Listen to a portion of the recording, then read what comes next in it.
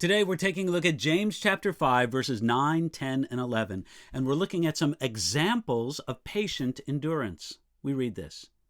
Do not grumble against one another, brethren, lest you be condemned. Behold, the judge is standing at the door. My brethren, take the prophets who spoke in the name of the Lord as an example of suffering and patience.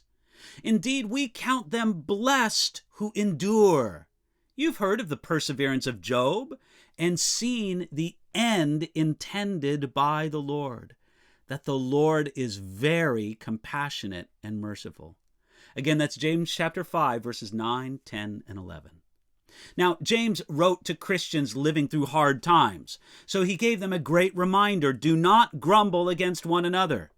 Times of hardship can cause us to be less than loving with our Christian brothers and sisters. James reminds us that we cannot become grumblers and complainers in our hardship, lest we be condemned even in our hardship. And to show what a serious matter this is, James reminded us, behold, the judge is standing at the door. Jesus comes as a judge, not only to judge the world, but also to assess the faithfulness of Christians. That's in 2 Corinthians chapter 5, verse 10. In light of this, we cannot allow hardship to make us unloving towards each other. As an example, James wrote this. He said, take the prophets as an example of suffering and patience. James reminds us that the prophets of the Old Testament endured hardship, yet they practiced patience endurance. We can take them as examples. Among those prophets, Jeremiah is one example of someone who endured mistreatment with patience. He was put into the stocks, that's Jeremiah chapter 20, verse 2. He was thrown into prison, Jeremiah 32, verse 2. And he was lowered into a miry dungeon, that's Jeremiah 28, verse 6. Yet he persisted in his ministry. Then James reminded us of another specific example. You have heard of the perseverance of Job. And James tells us three things about Job and why he is a significant example for the suffering Christian. First, we see the perseverance of Job.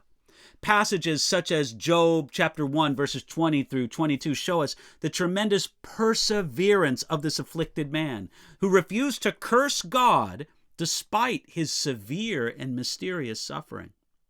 Secondly, we see the end intended by the Lord, speaking of the ultimate goal and purpose of God in allowing the suffering to come upon Job. Perhaps the greatest end intended by the Lord was to use Job as a lesson to angelic beings, even as God promises to use the church. That's in Ephesians chapter 3, verses 10 and 11. But God's good purpose in such difficult times makes all the difference. You see, if a man were to attack me with a knife, I would resist him with all my strength. I would count it as a tragedy if he succeeded. Yet if a surgeon comes to me with a knife, I welcome both him and the knife. Let him cut me open even wider than the man who's attacking me with a knife, because I know the purpose of the surgeon is good. It's necessary. So we see further that the Lord is very compassionate and merciful. Now, this is not immediately apparent in the story of Job. We can quickly think that God was cruel to Job. Yet upon consideration, we can see that God was indeed very compassionate and merciful. God was very compassionate and merciful to Job because he only allowed suffering for a very good reason. God was very compassionate and merciful to Job because he restricted what Satan could do against Job. God was very compassionate and merciful to Job because he sustained him with his unseen hand through all the suffering.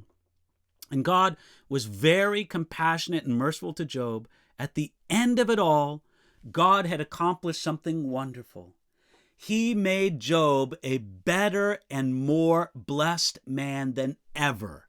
Remember that as good as Job was at the beginning of the book of Job, he was a better man at the end of it. He was better in character, he was more humble, and he was more blessed than ever before. In all of this, we see a wonderful example of the kind of patient endurance that God works in his people. Invite him to work it in you and through you today.